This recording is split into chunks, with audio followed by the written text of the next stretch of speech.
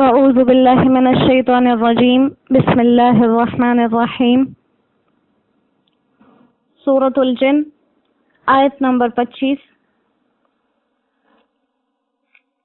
قل ان ادری قل آپ کہہ دیجئے ان ادری میں نہیں جانتا اقریب ما توعدون کیا وہ بات قریب ہے جس کا تم سے وعدہ ہوا ام یجعل لہ یا مقرر کر دیا میرے رب نے اس کے لیے امدا ایک مدت دور والی۔ میں نہیں جانتا کہ جس چیز کا تم سے وعدہ کیا گیا کیا وہ نزدیک ہے یا میرا رب اسے ایک دور کی مدت تک کے لیے مقرر کر دے۔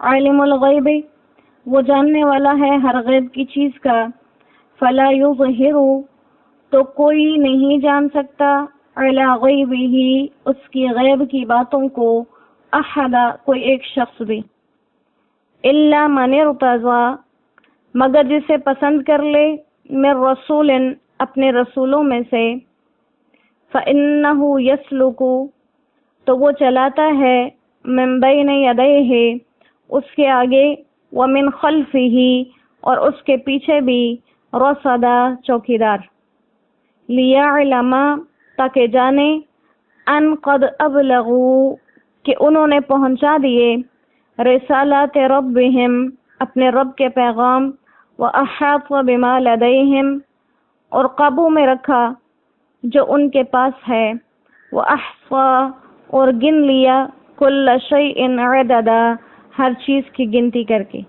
صدق اللہ العظیم۔ الحمدللہ سورہ مبارکہ مکمل ہوئی۔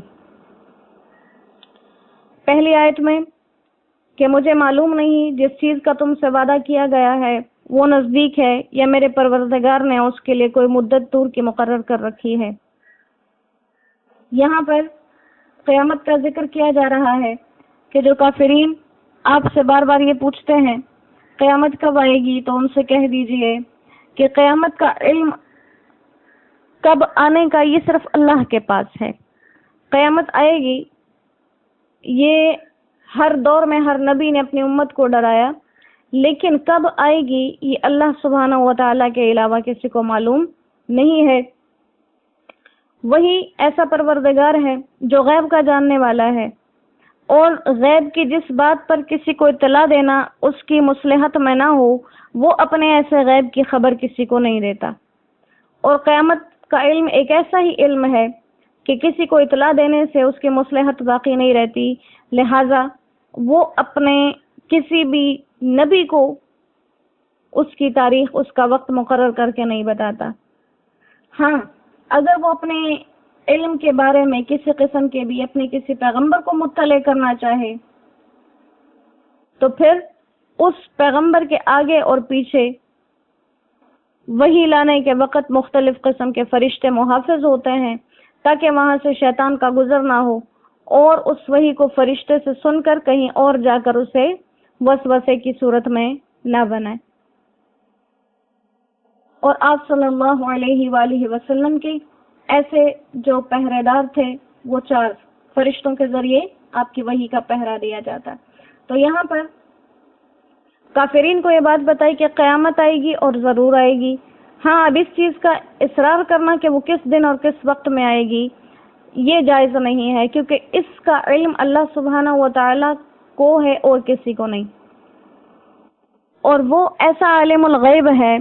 یہاں الغیب عالم الغیب پر جو الغیب میں الف لام لگا دیا، اس کا مطلب یہ ہے کہ ہر قسم کے غیب کا علم، چھوٹے سے چھوٹا بڑے سے بڑا، ہر فرد کا، ہر جنس کا، ہر چیز کا، کائنات کے ذرے ذرے کے غیب کا علم صرف اللہ کے پاس ہے۔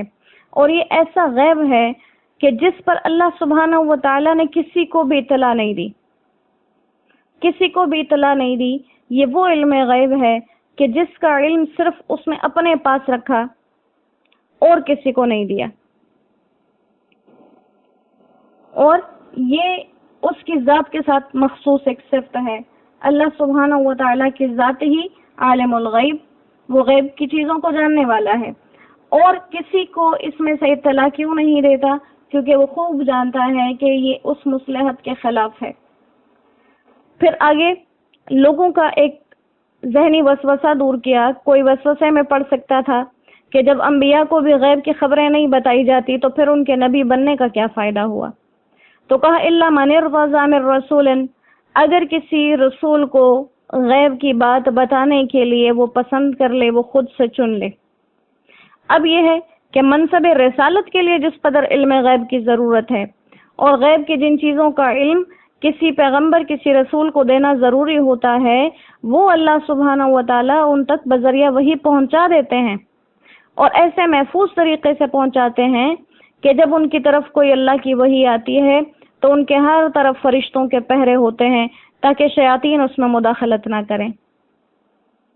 لہذا اس میں لفظ رسول سے غیب کی نوعیت بتا دی کہ رسول کو، پیغمبر کو جس قسم کا علم غیب دیا جاتا ہے اپنے اپنے دور کے مطابق، وہ اسی طرز کا ہوتا ہے جیسے کہ اس نبی کی شریعت میں ضرورت ہوتی ہے۔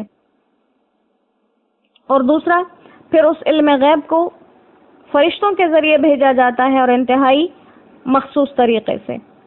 لہذا یہاں پر بتایا گیا کہ عالم الغیب میں اصل ذات تو اللہ سبحانہ و تعالیٰ کی ہے، اور وہ اپنے غیب پر کسی کو علم نہیں دیتا، کسی کو اطلاع نہیں دیتا، اور یہ وہ باتیں ہوتی ہیں جن کا لوگوں کے تک پہنچنا، انبیاء تک پہنچنا ضروری نہیں ہوتا۔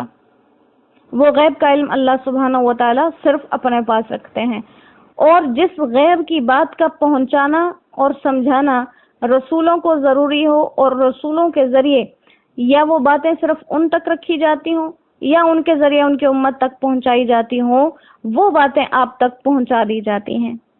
اب ان دونوں چیزوں میں بہت فرق ہے، ایک غیب کا علم ہونا اور ایک غیب کی بات کا پہنچنا۔ تو غیب کا علم صرف اللہ سبحانہ و تعالیٰ کے پاس ہے، اور غیب کے اس علم میں سے خبر یا بات پہنچا دینا پیغمبروں تک، یہ ایک الگ چیز ہے۔ لہذا اگر کبھی کہیں کسی جگہ پر بھی یہ بات آتی ہے کہ انبیاء یا پیغمبر عالم الغیب نہیں ہوتے، تو اس کا مطلب وہ غیب کا علم ہوتا ہے جو صرف اللہ کے لیے مخصوص ہے، ورنہ انبیاء کے ذریعے وہ تمام خفیہ باتیں جو عام امت کو پہلے سے معلوم نہیں ہوتی تھی، اللہ سبحانہ و تعالیٰ بذریعہ وہی اپنے انبیاء تک، اپنے پیغمبروں تک ہر دور کے اندر پہنچاتے رہے۔ لہذا اس چیز کے اندر غلط فہمی میں لوگ مبتلا ہو جاتے ہیں۔ جب کہا جائے کہ کوئی بھی نبی عالم الغیب نہیں ہے تو لوگ اس چیز کے اوپر چونکہ معنی اور مفہوم سے آگاہ نہیں، معنی اس کے کیا، ایک علم الغیب وہ ہے جو خاص ہے اللہ کے ساتھ، جیسے قیامت کب آئے گی، یہ وہ خاص بات ہے جو اللہ سبحانہ و تعالیٰ نے کسی کو بھی نہیں بتائی۔ اب یہ علم الغیب صرف اللہ سبحانہ و تعالیٰ کے لیے ثابت ہے۔ ہمارے نبی صلی اللہ علیہ وآلہ وسلم کو بھی، آپ سے پیچھے انبیاء سابقین علیہم السلام تک بھی اللہ سبحانہ و تعالیٰ نے جو غیب کی باتیں ضروری تھی وہ ہر دور میں پہنچائیں، اور آپ صلی اللہ علیہ وآلہ وسلم کی زبانی ہمیں قیامت تک آنے والے جو فتنے تھے ان کی خبر ملتی رہی، جو ہمارے لیے ضروری، جو شریعت کے لیے ضروری۔ اب اس کا مطلب یہ نہیں کہ کسی نبی کو کوئی بھی غیب کی خبر پتہ ہی نہیں ہے۔ اگر ایسا ہو تو یہ تو ان کی نبوت اور ان کی رسالت کے ہی خلاف ہو گیا۔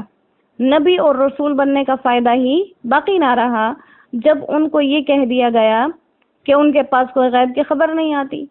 تو غیب کی وہ خبریں جو اللہ سبحانہ و تعالیٰ سمجھتے ہیں اور اپنی حکمتوں کے مطابق اپنے پیغمبروں تک پہنچاتے، وہ ایک الگ بات ہے، اور کلی طور پر جو علم غیب ہے وہ صرف اللہ سبحانہ و تعالیٰ کا ہے۔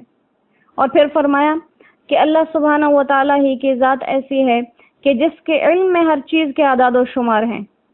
پہاڑوں کے اندر کتنے ذرے، وہ تعداد بھی اللہ کو معلوم۔ ساری دنیا کے اندر موجود دریا، ان کے اندر پانی کے قطرے، ان کا شمار اللہ کے علم میں۔ بارش کے قطروں کی تعداد اللہ کو معلوم۔ دنیا کے درختوں پتوں کے اعداد و شمار کا اس کو علم۔ پھر یہ ایسا ایک رب کی ذات کا تعلق ہے کہ صرف اس چیز کو جس کو ضروری سمجھا لوگوں تک پہنچا دیا، جس کو ضروری نہیں سمجھا اپنی حکمتوں کے مطابق اسے لوگوں سے چھپا کے رکھا۔ تو وہی ایک ذات ہے جو تمام چیزوں کا احاطہ کیے ہوئے ہے اور تمام چیزوں کو اپنی حفاظت میں ہی گن کے رکھنے والا ہے۔ لہذا بتا دیا کہ تم پیغمبروں سے بار بار قیامت کے دن کے آنے کا سوال نہ کرو، ہاں قیامت کے لیے جو تیاریاں انہوں نے بتا رکھی ہیں ان تیاریوں کو سمجھو اور ان پر عمل کرنے والے بنو۔ تو اللہ سبحانہ و تعالی ہمیں بھی ایسا بنائے کہ جو شریعت ہم تک پہنچی ہے، جو احادیث مبارکہ ہم تک پہنچی ہیں، جو کلام الہی ہم تک پہنچا ہے، ہم اس پر عمل کرنے والے بنے، نہ کہ بیکار سوال کرنے والے۔ کیونکہ بیکار سوال کرنے والے اگر کامیاب ہوتے قرآن میں کہیں ایک آدھ دفعہ ہی صحیح ان کا ذکر ضرور کیا جاتا۔ جتنے لوگ کامیابی کے راستے پر چلے بار بار قرآن کریم کے اندر ان کا ذکر کیا جاتا ہے، جو ناکام رہے ان کا ذکر کیا جاتا ہے۔ تو اگر دنیا کے اندر شریعتوں کے متعلق فضول اور بیہودہ سوال کرنے والوں میں کامیابی ہوتی، کہیں ایک آدھ دفعہ ان کا ذکر بھی ضرور کیا جاتا۔ تو اللہ سبحانہ و تعالی ہمیں دین پر عمل کرنے والا اور دین کو پھیلانے والا بنائے، بیکار کے سوالوں اور وسوسوں سے اللہ ہمیں اپنی حفاظت میں رکھیں۔ وآخر دعوانا ان الحمد للہ رب العالمین وما علینا الا البلاغ۔ السلام علیکم ورحمۃ اللہ وبرکاتہ۔